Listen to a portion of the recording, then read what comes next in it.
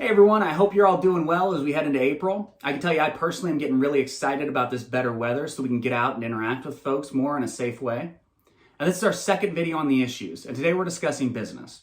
For those of you who don't know, this is where my background is. Over the last decade, I've held several positions in corporate America and gotten a master's degree in business administration. And business touches our local community in a bunch of different ways. Now I want to keep these videos digestible, so today I'll discuss two of those ways. First, the realities of an increasingly digital world, and second, offering incentives to attract or keep businesses. Now, it's no secret that our economy is growing increasingly digital and increasingly global. Businesses like brick and mortar retail stores have largely followed a long decline. And for our business owners and employees, that's devastating. For our cities, this leads to lower sales tax revenue and greater pressure to make up for those budget shortfalls and property tax increases on our residents. Now, there's no realistic policy that any candidate for city council can give to reverse that global reality or to slow it down. So the truth is we have to be able to adapt. Now, while COVID has ravaged many of our local businesses, some have been fortunate enough to be able to use this crisis to adapt to this digital world that has less in-person customer interaction. And I think our city can play a role in helping others to get there. Through public-private partnerships, we can help our businesses be better able to compete in this digital world.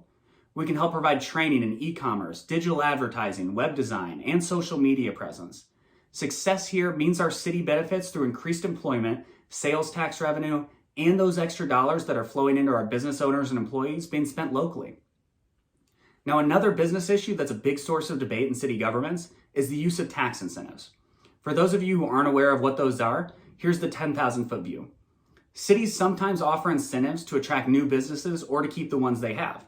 And the idea is that the city incentivizes the business to come or to stay by allowing them to pay less in taxes than they otherwise would. Now, this theory suggests that in return, the business adds jobs to the local economy, increasing residents' disposable income, which comes back to the city in the forms of sales tax when spent locally. Businesses may also claim that these partnerships and additional jobs make the housing market more appealing, which increases home values and with it, property taxes that the city takes in. And there are plenty of success stories of cities strategically using these tools, but there are also horror stories of cities using them foolishly. And like most issues, an all or nothing approach is not useful here. Some politicians want to take the position that we should never provide incentives. Some take the position that we should always be willing. And the truth is, it's dependent on the city. With a city like ours, we need to recognize the value that we offer to businesses and that it's not a one-way street. We have a very educated workforce, and that's appealing to professional employers. We also have a relatively high per capita income, which is attractive to the sellers of goods and services. Recognizing that worth, a city like ours should use these incentives sparingly. My basic criteria for considering incentives is twofold.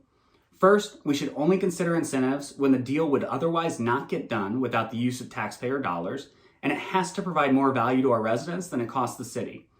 I'd also consider the use of incentives to attract business and industries that we value as strategic to our long-term vision for Overland Park's future. So that's a brief overview of a few of the business issues facing our city. Recognize that we could talk for hours on each subject. I've tried to give some detail without asking you to commit an entire afternoon to watching a video. So shoot me a message if you have any questions or want to discuss things further. Until next time, take care and stay safe.